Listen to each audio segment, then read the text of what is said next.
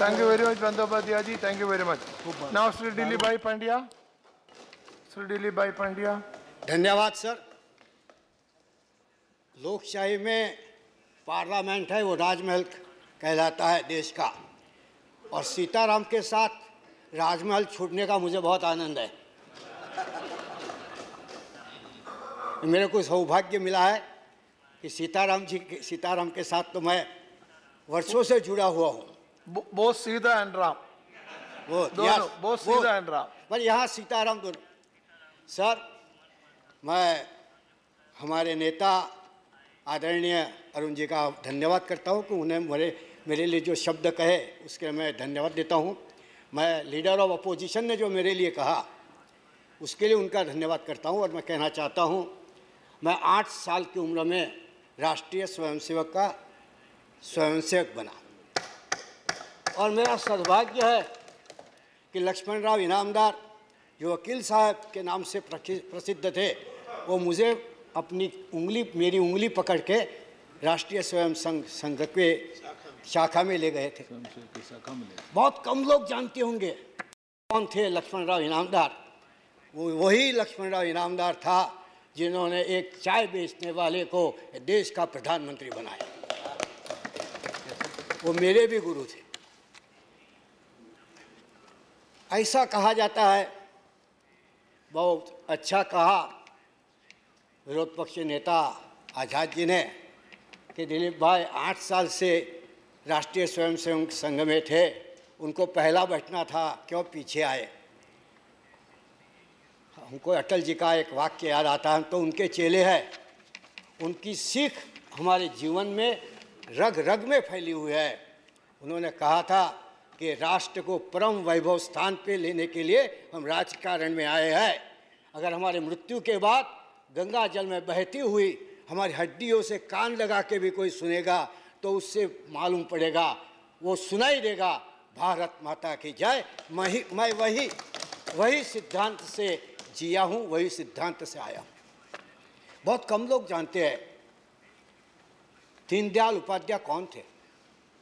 Secularism की जो बात करते हैं, उन्होंने कभी एकात्म मानववाद पढ़ा है?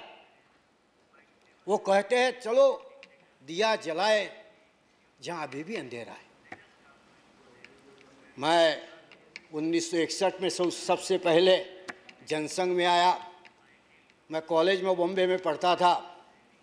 उस समय सबसे पहला इलेक्शन कृष्ण मेनन और आचार्य कृपलानी के बीच में था। दो अलग सोच, मैंने दोनों को सुना। चौपाटी पे कृष्ण मेनन को भी सुना और हमारी भवंस कॉलेज में आचार्य कृपलानी को भी सुना। बाद में मैंने अटल जी को भी सुना।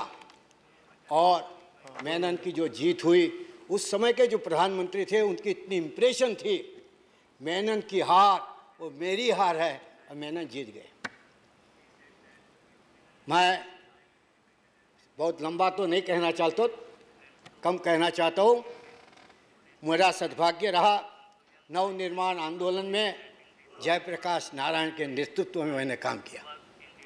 उस समय मैंने आदरणीय मोदी जी के साथ भी काम करना शुरू किया। तब से आज तक 1973 से आज तक उनके साथ काम करता रहा और सीखा मैंने मौन की भी एक ताकत होती है। मुरारी बापू ने कहा था कि मौन की ताकत क्या है, अगर किसी को देखना है तो मोदी जी से सीखे। 7 साल तक मौन रहे, उनके पे इतने आक्षेप हुए, फिर भी एक शब्द भी नहीं बोला। मैं भी उनके साथ ही रहा, नगराध्यक्ष रहा 3 बार, नगर पालिका में काम किया, पार्टी का काम करता रहा। कभी नहीं सोचा था कि कभी मैं राज्यसभा में आऊँगा। मैंने कभी नहीं सोचा था मैं MLA बनूंगा। ठीक, पार्टी ने बोला आप नगर पालिका का अध्यक्ष बनो, 3 बार बना। जब मैं चुना गया, जब मैंने फॉर्म भरा राज्यसभा में, तो हम 3 लोग साथ में चुन के आए, मैं, स्मृति ईरानी और अहमद पटेल साहब। वो दोनों तो इंटरनेशनल फेम के आदमी थे, मेरे को तो कोई पहचानता भी नहीं था। लेकिन जैसे कहा जाता है कि एंट्री धमाकेदार होती है, मेरी एग्जिट भी धमाकेदार हुई। क्या वो दोनों का नाम के साथ मेरा भी नाम जोड़ा जाता था? कहा भी टीवी पे देखो, पेपर में देखो, ये दो वापस आएंगे, दिलीप भाई पंड्या नहीं आएंगे। तो चलो मेरे को भी सारे हिंदुस्तान में, मैं पार्लियामेंट की टूर में गया, तमिलनाडु गया, केरला गया, वो कहा दिलीप भाई पंड्या, अरे आप वापस नहीं आने वाले हैं, ये तो मेरी को प्रसिद्धि मिली। तो सब सोचते होंगे अब क्या कर, मेरे को नकवी जी ने बहुत बार बोला बोलो, हमारे पंचार्या जी भी बोलते थे बोलो, लेकिन मैंने बोलने से ज़्यादा सुनने में मजा आती है।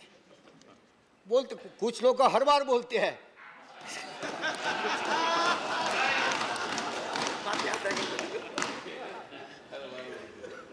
मैं तो मेरे विस्तार का काम करता हूँ।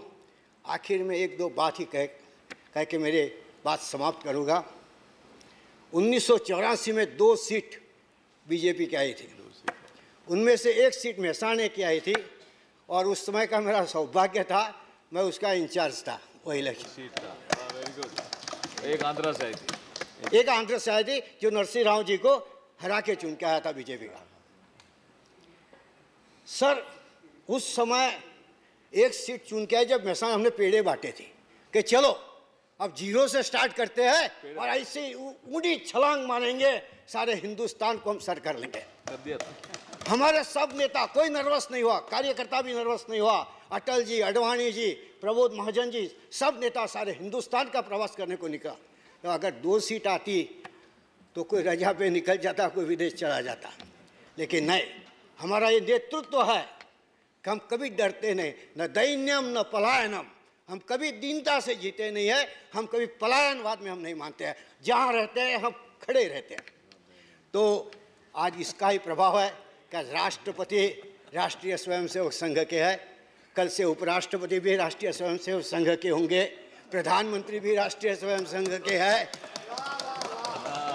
जो स्पीकर है वो भी राष्ट्रीय स्वयंसेवक संघ के हैं। तो हम 2 से 282 तक आए। मैं आपको प्रार्थना करता हूं सब लोगों को, कब आरएसएस के विरुद्ध में बोलना बंद करो, सेक्युलरिज्म हमको मत सिखाओ। सेक्युलरिज्म हम जन्म से ही है, हमारे पास में कौन बैठता है उसको मैंने पूछा नहीं आप कौन सी जाति के, आप कहाँ से आते हो मैंने नहीं पूछा, ये हमारी सीख है। तो मैं वनवास में जाने के बाद येचुरी जी इसका सदुपयोग करूंगा और सारे भारत को बताऊंगा ईमानदारी क्या होती है, मौन की ताकत क्या होती है। धन्यवाद, भारत माता की जय। Yes, thank you very much, Sri